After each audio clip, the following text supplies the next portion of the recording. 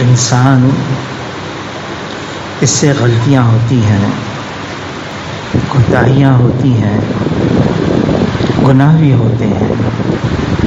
یہ انسان بھول بھی جاتا ہے، غفلت میں بھی پڑ جاتا ہے. مجھ سے بھی ہوتا ہے، اوروں سے بھی ہوتا ہے. حضور صلی اللہ علیہ وسلم کی تعلیمات میں یہ بات ہے کہ ہمیں اکٹھا رہنا ہے، ایک بن کے رہنا ہے. یہ امت اس کو اجتماعیت ملی ہے. اب اکٹھا رہنے کے لیے ظاہر ہے ہر ایک کا مزاج جدا جدا ہے، ہر ایک کی عادتیں مختلف ہیں، طبیعتیں جدا جدا ہیں، لیکن ان ساری چیزوں کے باوجود ہمیں اکٹھا رہنا ہے. غلطیاں ہوں گی، ہم سب سے ہوں گی. ایک بھائی کے ساتھ ہمدردی یہ ہے کہ اس کی خامیاں، اس کی غلطیاں ختم ہو جائیں، لیکن اس کے لیے آدمی کے اندر ہمدردی کا جذبہ ہو، خیر خواہی کا جذبہ ہو، الفت اور محبت کا جذبہ ہو. مولانا احمد لاٹ صاحب فرمانے لگے کہ ایک تو ہے اصلاح ہو جائے اور ایک یہ ہے اعتراض. فرمایا اعتراض کے اندر آدمی کے اندر دوسرے کے لیے خیر خواہی کا جذبہ نہیں ہوتا، بلکہ نفرت، دوسرے کو نیچا دکھانا اور ایسی اس کو تکلیف پہنچانا، یہ اعتراض کی بنیاد ہے. فرمانے لگے اصلاح اور اعتراض اس کی سرحدیں ملتی ہیں. اصلاح کرنا تو بہت ضروری ہے، لیکن اعتراض کرنا یہ حرام ہے. کسی کے ساتھ نفرت کا جذبہ ہو. حضور صلی اللہ علیہ وسلم لوگ غلطیاں کرتے تھے، ان کے ساتھ کیا معاملہ تھا؟ مسجد نبوی میں ایک دیہاتی آیا اور مسجد کا کچھ حصہ چھتا ہوا تھا اور ایک حصہ بغیر چھت کے تھا، فرش بالکل کچا. دیہاتی آ کر، ظاہر ہے دیہات کے اندر لوگ کسی کنارے میں جا کے پیشاب کرتے ہیں، وہ بھی مسجد کے کسی کنارے میں جا کر پیشاب کرنے لگا. صحابہ اکرام دوڑے. حضور صلی اللہ علیہ وسلم نے صحابہ کو منع فرمایا کہ ٹھہر جاؤ، اب نہ روکو، وہ پیشاب سے بالکل فارغ ہو جائے پھر اس کے ساتھ میں معاملہ کروں گا. وہ فارغ ہو گیا، حضور صلی اللہ علیہ وسلم کے پاس آیا. حضور صلی اللہ علیہ وسلم نے اسے پوچھا کہاں سے آئے ہو، کس کام کے لیے آئے ہو؟ پھر اپنا بھی تعارف کروایا، مسجد کا بھی تعارف کروایا، اللہ کا بھی تعارف کروایا.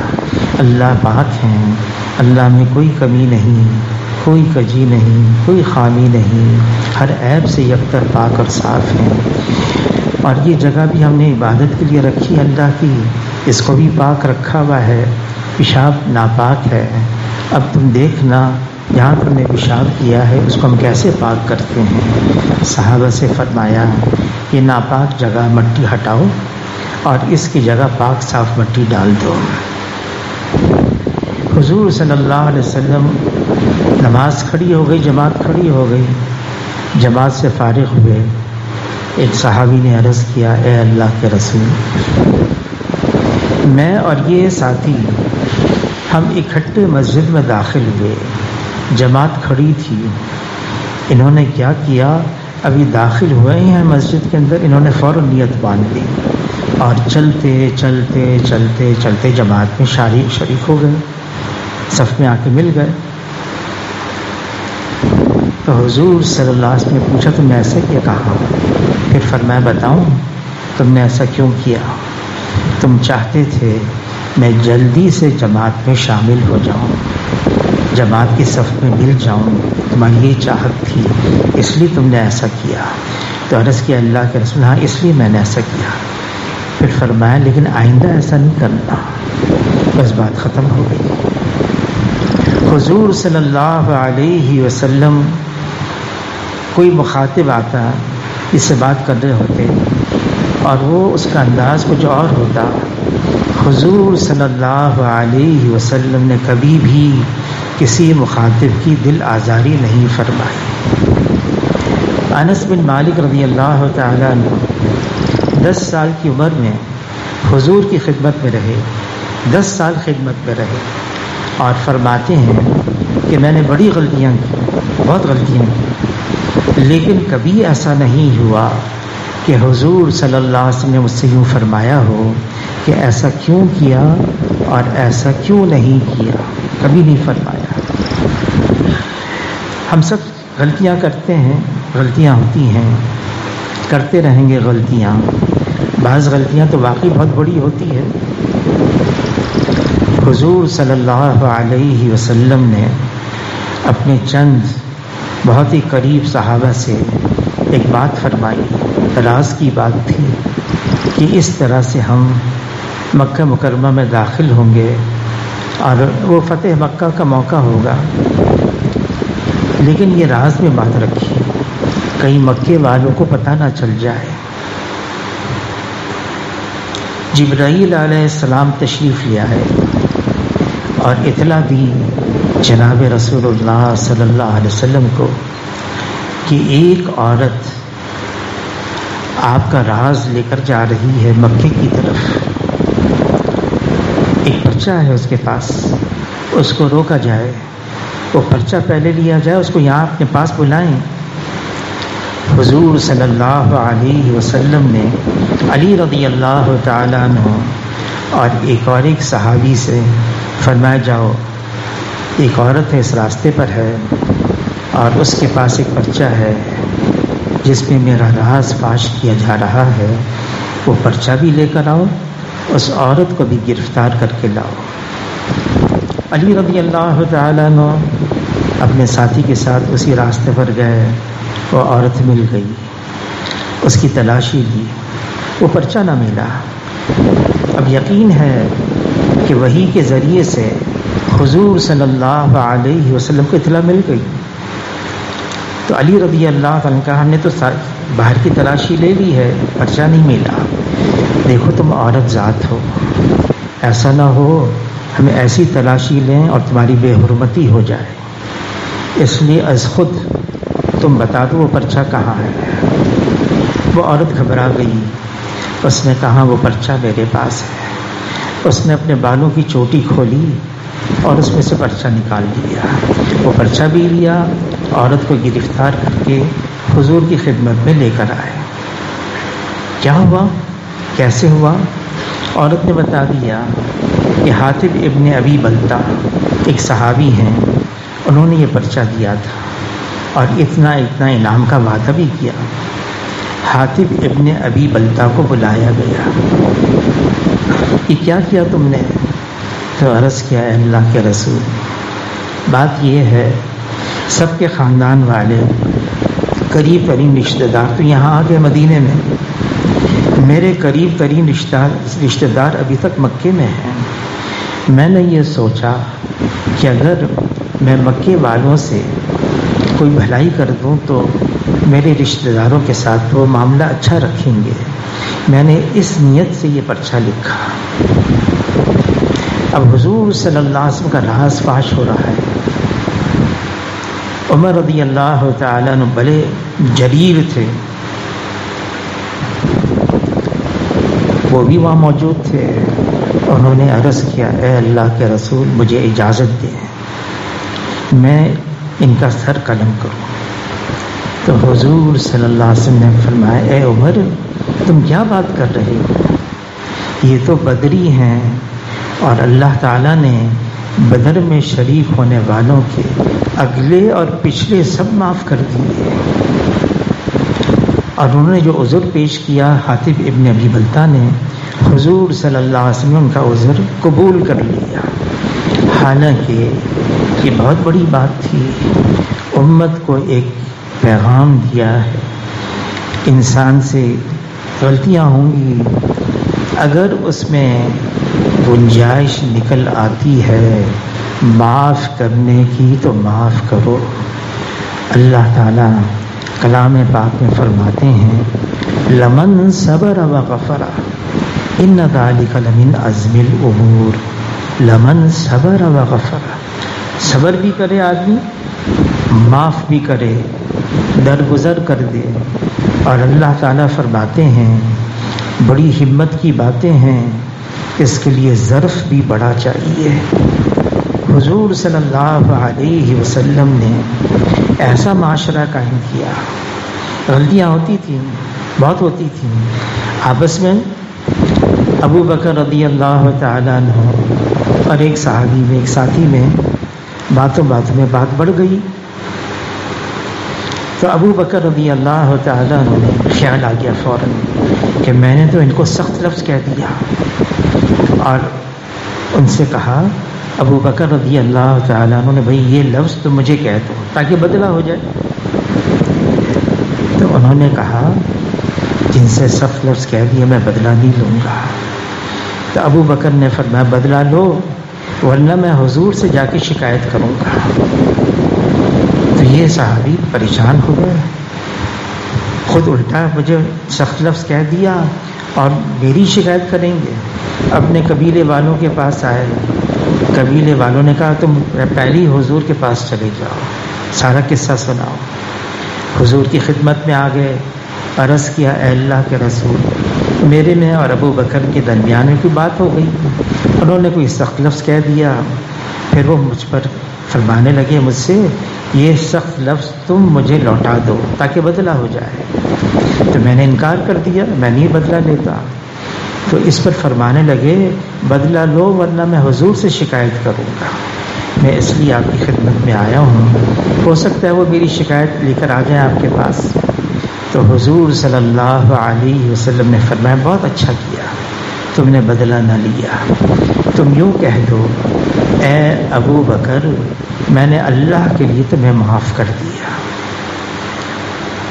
طریقہ بتایا کہ دیکھو آپس میں رنجشیں ہوں گی، ہو جائیں گی، کیوں نہیں ہوتی ہیں، انسان ہے، مزاج نہیں ملتا، طبیعت نہیں ملتی، کبھی اونچ نیچ بھی ہو جاتی ہے، لیکن درگزر کرنا سیکھو۔ حضور صلی اللہ علیہ وسلم فتح مکہ کے موقع پر صفا پہاڑی پر چڑھے اور مجمع ہے سامنے، مسلمان بھی ہیں جو ابھی تک ایمان نہیں لے آئے وہ بھی موجود ہیں۔ حضور صلی اللہ علیہ وسلم نے فرمایا آج میں وہ کہوں گا جو یوسف علیہ السلام نے اپنے بھائیوں سے کہا تھا لا تثریب علیکم اليوم، سب کے لیے عام معافی ہے۔ میں یہ بھی یاد نہیں دلاؤں گا کہ دیکھو تم نے ایسا کیا تھا یا ایسا کیا تھا، یہ بھی یاد، کوئی ملامت بھی نہیں، سب کو عام معافی دے دی۔ حضور صلی اللہ علیہ وسلم نے یہ سبق دیا ہے ہم سب کو، صبر بھی کریں، برداشت کریں، درگزر بھی کریں، دل صاف ہو جائے۔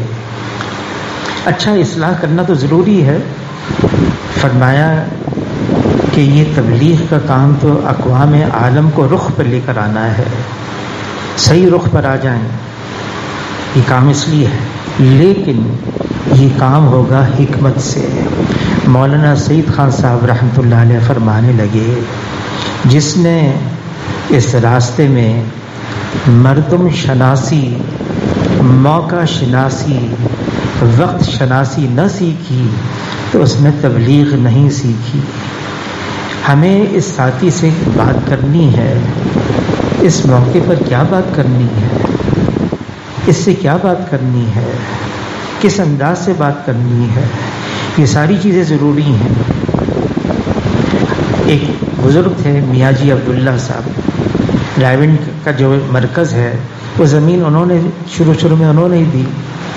فرمانے لگے حاجی عبدالوہاب صاحب سے مجھے ایک بات کرنی تھی، میں موقع کی تلاش میں رہا، موقع مل جائے، کیونکہ بے موقع اگر میں نے بات کہہ دی، آدمی یہ سوچتا ہے نا، میں تو کہتا ہوں کھری بات چاہے کسی کو کڑوی لگے، یہ بات ایسی نہیں ہے۔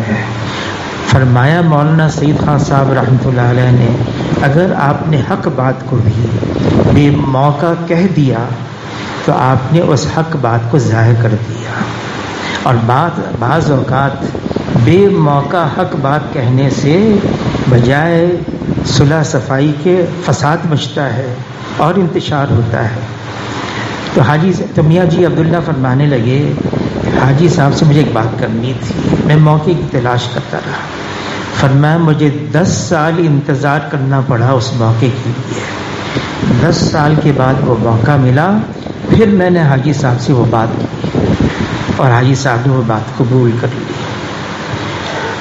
موقع کے لحاظ سے بات کرنا، جذبات میں آ کے آدمی میں تو صحیح بات کروں گا، حق بات کروں گا۔ حضور صلی اللہ علیہ وسلم نے صحابہ کرام کو ایک رخ پر لے کر آئے، آہستہ آہستہ۔ عائشہ رضی اللہ تعالیٰ عنہا فرماتی ہیں، اگر پہلے دن سے شراب حرام ہو جاتی تو مجھے ڈر ہے کوئی بھی مسلمان نہ ہوتا۔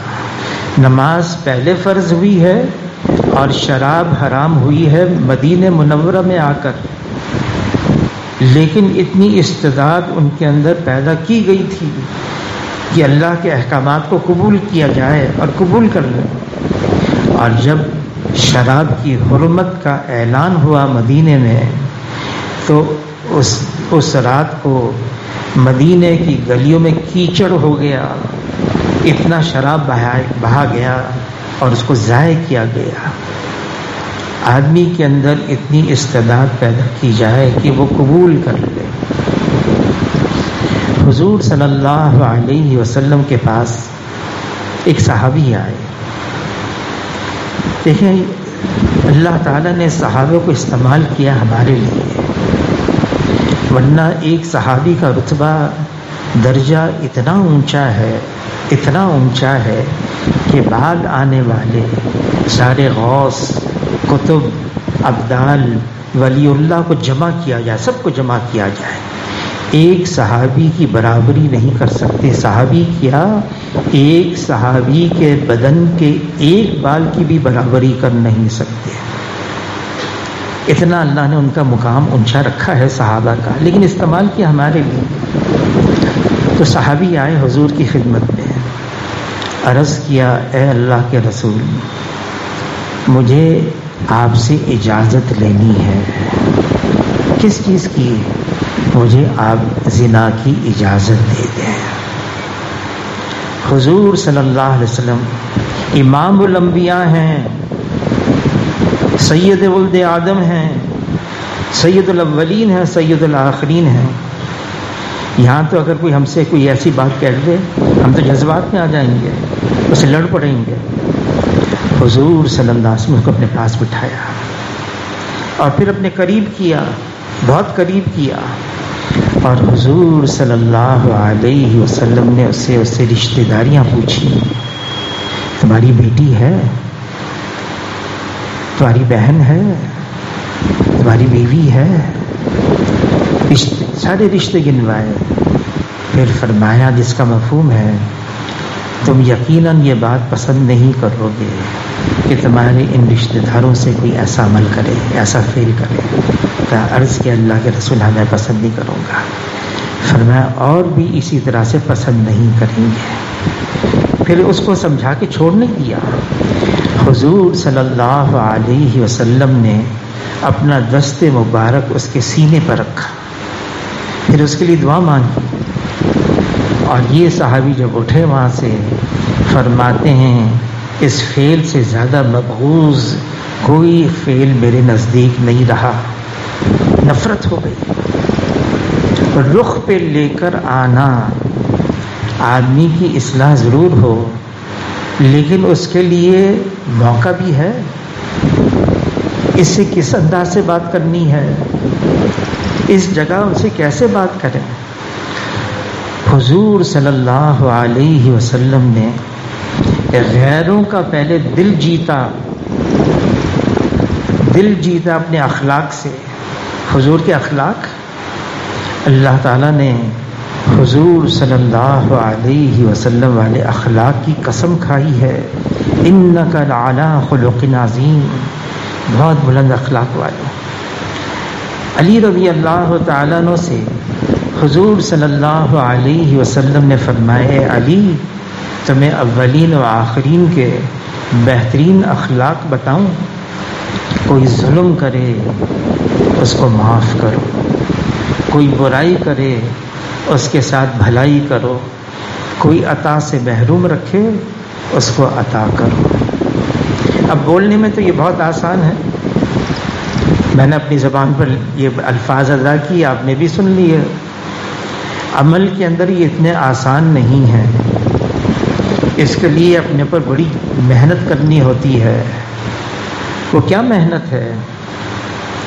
معاذ رضی اللہ تعالیٰ سے فرمایا جناب رسول اللہ صلی اللہ علیہ وسلم نے، اے معاذ اپنے آپ کو قبرستان والوں میں شمار کرو، اپنے آپ کو مردوں میں سمجھو، زندوں میں اپنے آپ کو سمجھو ہی نہیں، پھر نہ کسی بات کا رنج ہے نہ کسی بات کی خوشی ہے۔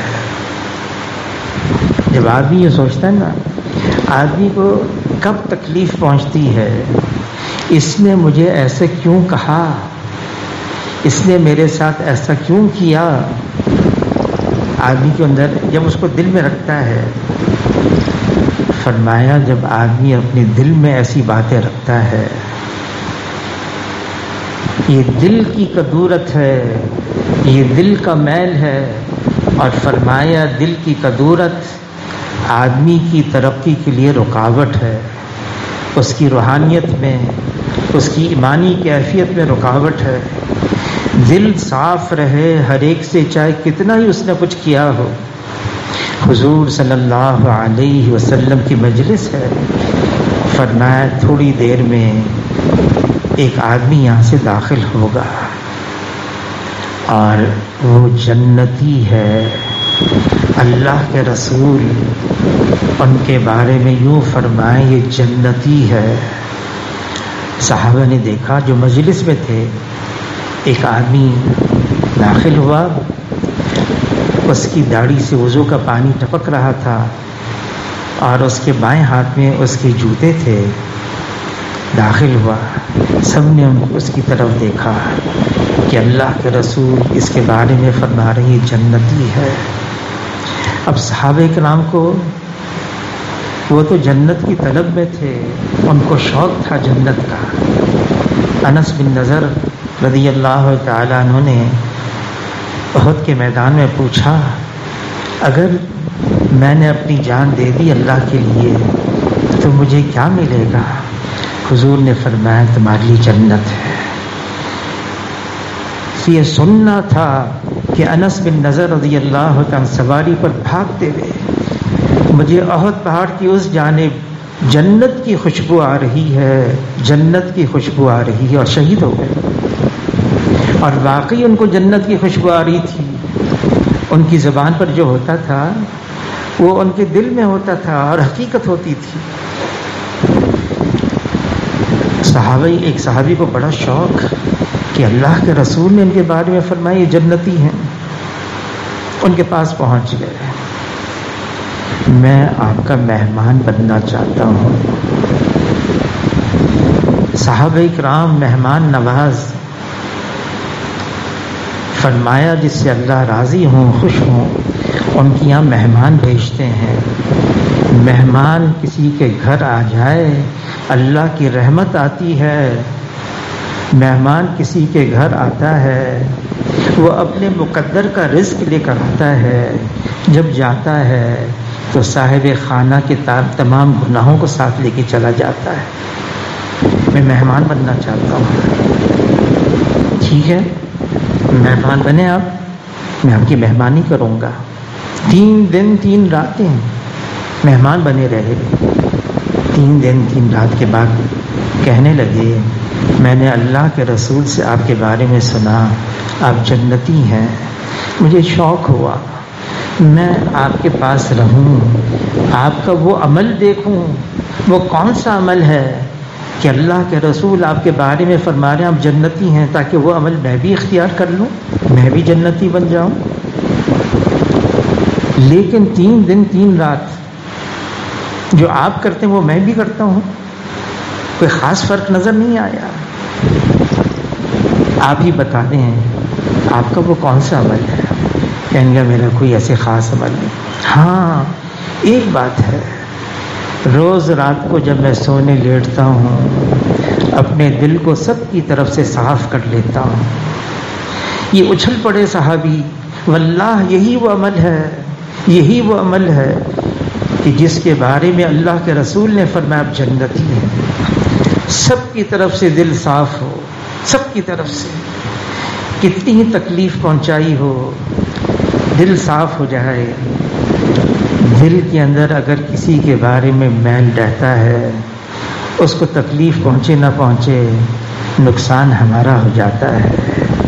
ہماری باطنی ترقی، روحانیت، ایمانی کیفیت میں مولانا سعید خان صاحب فرمانے لگے یہ دل کی کدورت اس دین کے راستے میں رکاوٹ بن جاتی ہے۔ دل صاف رہے ہر ایک کے بارے میں۔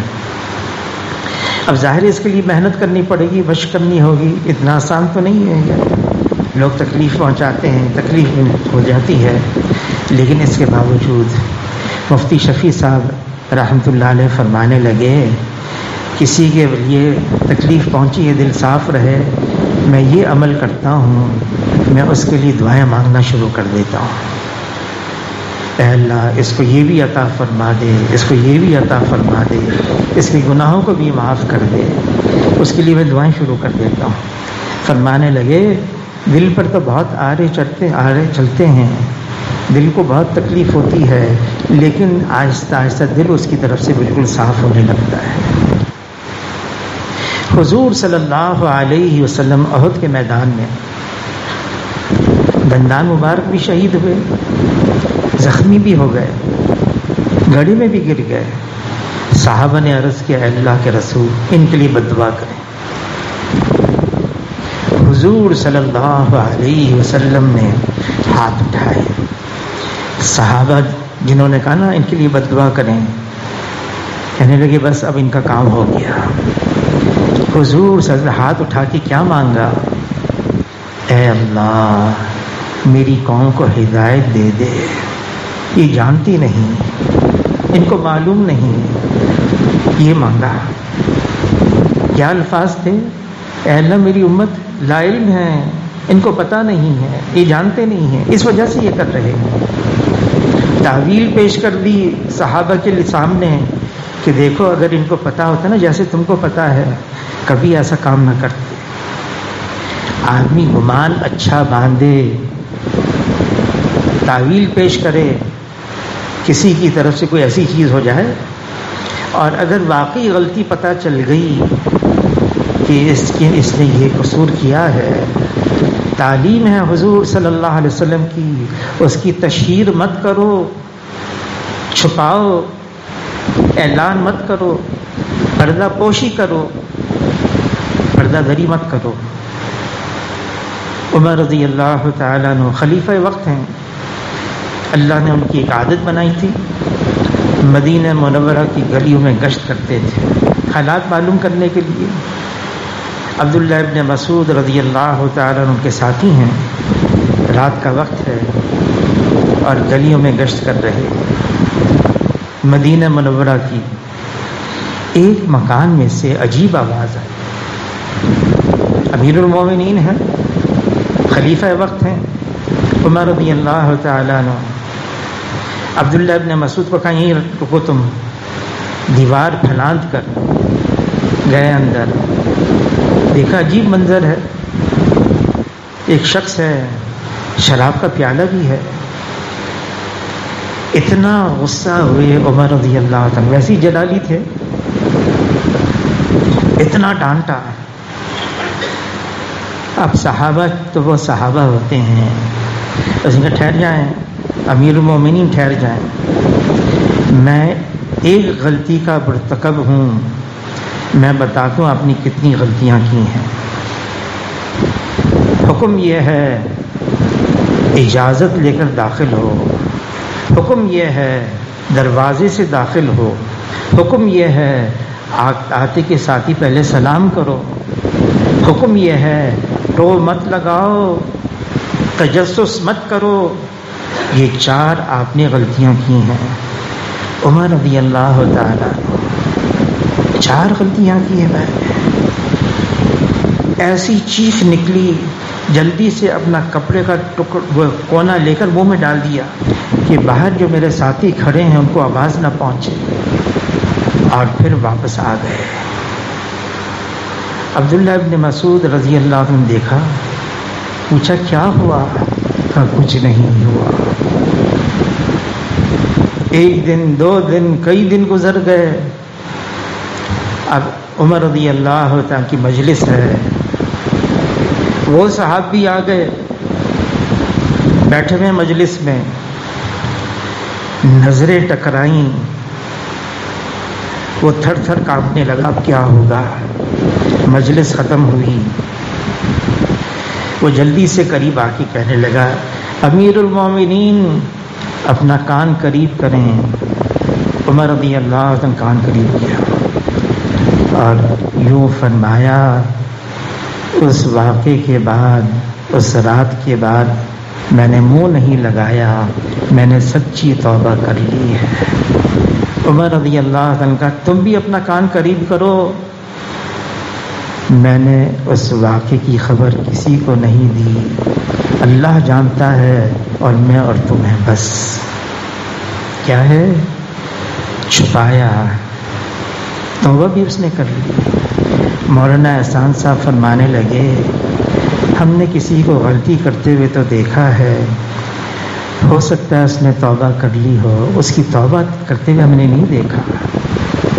ہم گمان اچھا باندھیں میرے بھائی نے شاید توبہ کر لی ہو۔ دیکھیں، ایک مسلمان دوسرے مسلمان کا آئینہ ہے، ہمیں جو نظر آ رہا ہے وہ اپنا عکس نظر آ رہا ہے۔ ہم اوروں کی غلطیوں پر اپنی نگاہوں کو بند کر دیں، ہاں اپنی غلطیوں کی طرف نگاہ رکھیں۔ جب آدمی ایسا کرے گا تو اس کی اصلاح بھی ہوتی رہے گی۔ ہاں، حاجی صاحب فرمانے لگے، اگر واقعی کسی کے اندر کوئی ایسی غلطی ہے، فرمانے لگے تو کیا ہم اتنے گئے گزرے ہو گئے؟ حاجی عبدالوہاب صاحب فرمانے لگے، کیا ہم اتنے گئے گزرے ہو گئے، ہم مل کر بھی اس کو رخ پر نہیں لے کر آ سکتے؟ ہم کیوں نہ ایسی محنت کوشش کریں، ہمارے بھائی سے وہ غلطی ختم ہو جائے، وہ جو غلط کام کر رہا ہے وہ چھوٹ جائے، رخ پر آ جائے، صحیح رخ پر آ جائے۔ ہم کیوں نہ ایسی محنت کریں؟ اور یقیناً ایسی محنت ہم کر سکتے ہیں۔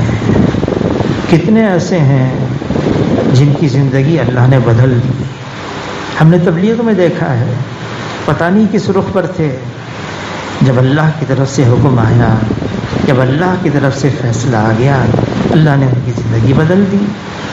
اور جو گمان اللہ سے باندھیں گے اللہ وہی معاملہ کریں گے۔ کرنا کیا ہے ہمیں؟ ایک تو یہ ہے کسی نے غلطی کی ہے، ہم سارے اس پر ٹوٹ پڑیں کہ تم نے غلطی کی ہے، اور ایک یہ ہے کہ اس کو اپنے ساتھ رکھیں، اس کا دل جیتے ہیں۔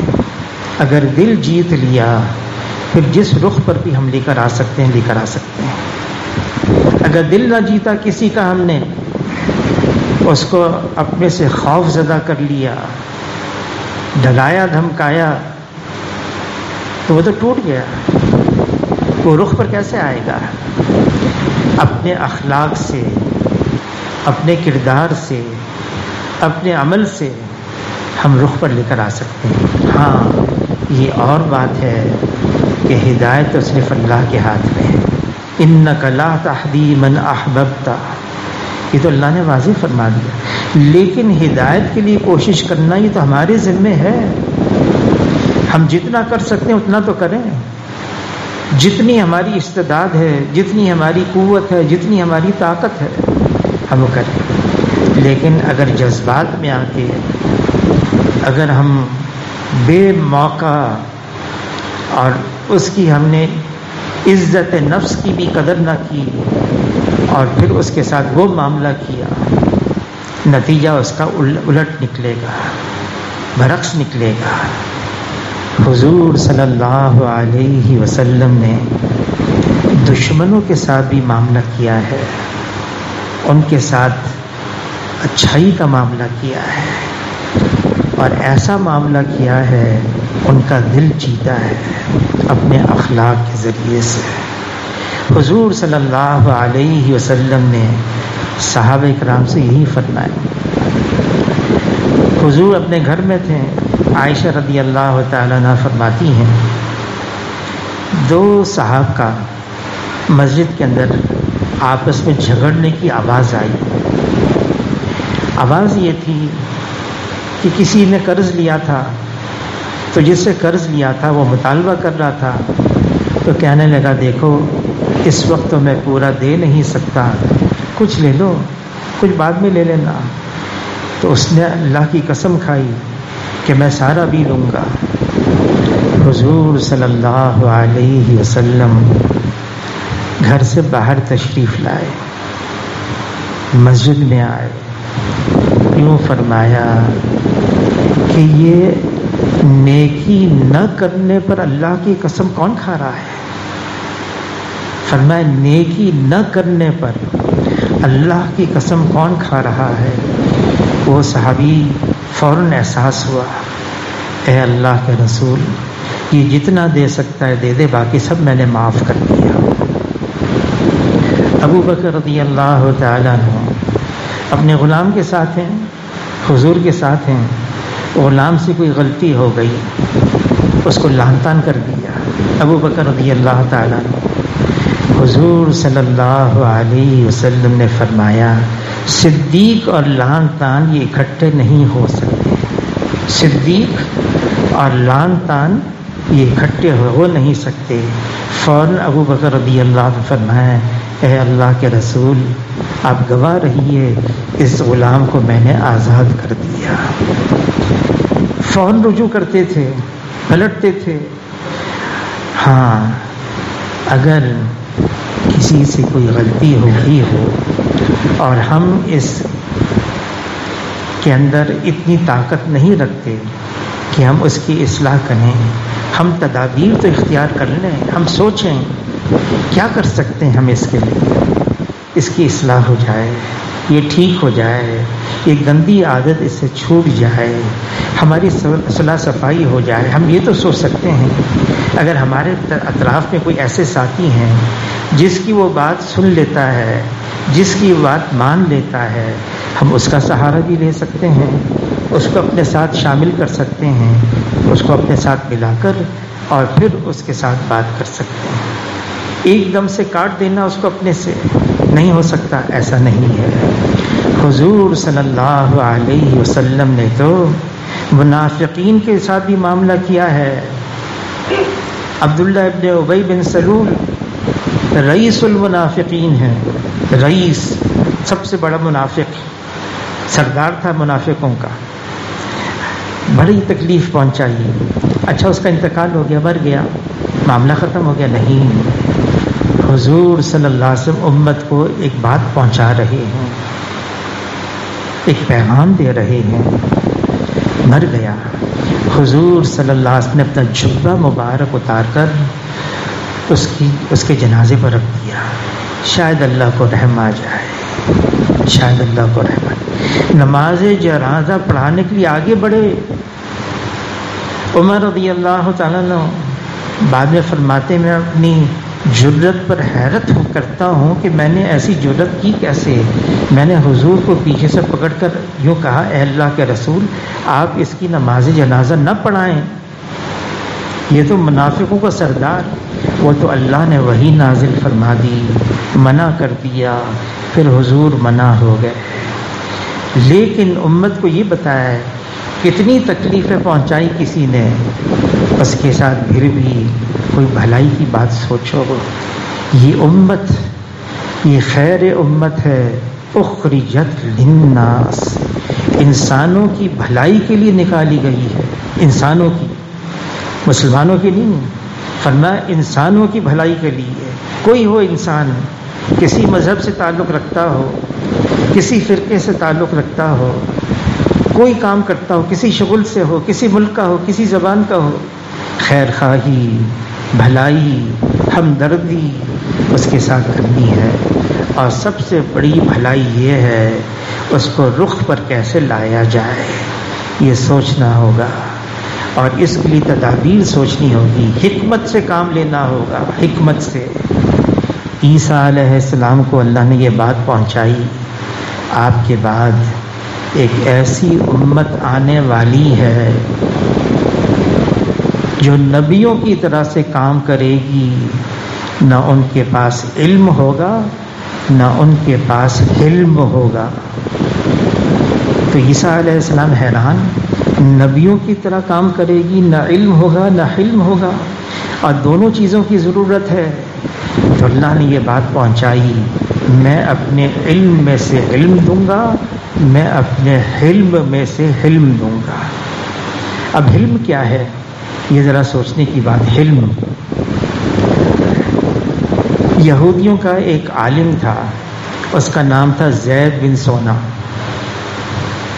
حضور کے پاس آیا اور یوں کہا کہ آپ کی ایک عادت ہے کہ آپ غریبوں پر بہت خرچ کرتے ہیں، پیسے تو آپ کے پاس ہیں نہیں، تو آپ قرضہ لیتے ہیں اور ضرورت مندوں کو دیتے ہیں۔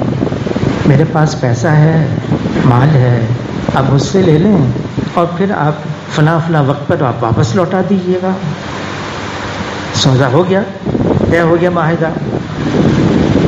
اب کچھ دن باقی ہیں قرضہ لوٹانے میں، حضور کی مجلس لگی ہوئی ہے، وہ زید بن سونا آ گیا، آ کے شور مچانے لگا، آپ ایسے ہیں، آپ کا قبیلہ ایسا ہے۔ صحابہ کرام حضور کے سامنے خاموش رہتے تھے، ناگوار تو بہت گزرا صحابہ پر، بہت دل ٹوٹ رہا تھا صحابہ کا، لیکن خاموش۔ ہاں عمر رضی اللہ تعالی جریر تھے، بڑے ہمت والے تھے، عمر رضی اللہ تعالی کھڑے ہو گئے اور زید بن سونا کے پاس گئے، جھنجھوڑا، خاموش ہو جاؤ۔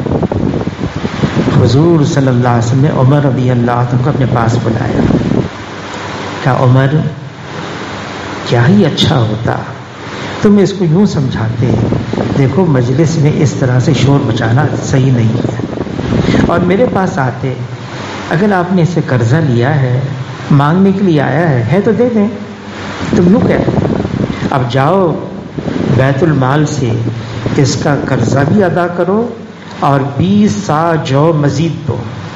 تو عرض کیا مزید کیوں؟ کہ ابھی جو تم نے اس کو جھنجھوڑا، ڈرایا، دھمکایا، اس کی وجہ سے۔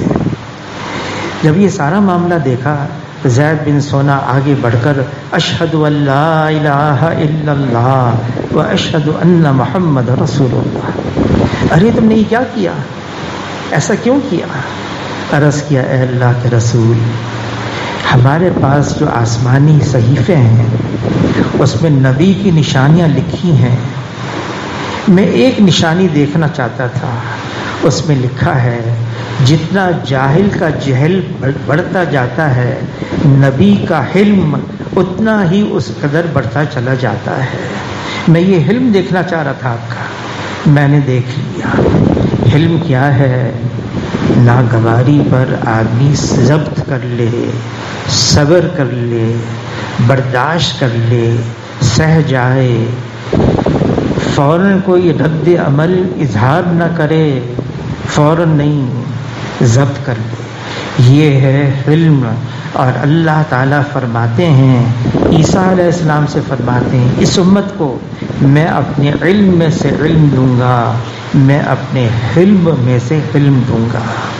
صبر کرنا، کسی کی طرف سے تکلیف پہنچی آدمی ضبط کرے، صبر کرے، ہاں فوراً رد عمل ظاہر نہ کرے۔ اگر کوئی غلطی ہو گئی ہے مجھ سے، آدمی فوراً معافی مانگ لے، مجھ سے غلطی ہو گئی، کوئی بات نہیں، ہم تو بھائی بھائی ہیں، آپس میں مل کر رہنا ہے، تو اس لیے فوراً معافی مانگ لے، مل کر رہیں۔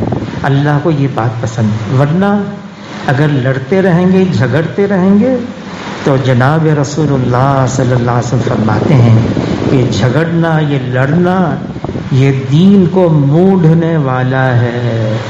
فرمایا تمہیں نماز، روزہ، صدقہ، اس سے بہتر چیز بتاؤں؟ وہ آپس کا سلوک ہے، صلح صفائی ہے، افہام تفہیم ہے، مل کر رہنا ہے، اکٹھے رہنا ہے۔ خبردار کیا، دیکھو لڑنا نہیں، جھگڑنا نہیں، ورنہ کم ہمت ہو جاؤ گے اور تمہاری ہوا اکھڑ جائے گی۔ یہ چیزیں ہیں، دعا بھی مانگنی ہے، اے اللہ مجھے بھی عطا فرما دے اور ساری امت کے ایک ایک فرد کو عطا فرما دے۔ ہم واقعی ایسے بن جائیں کہ اللہ ہمیں دیکھ کر خوش ہو رہے ہوں، جیسے اللہ چاہتے ہیں دیکھنا ہمیں، ہم ویسے بن جائیں۔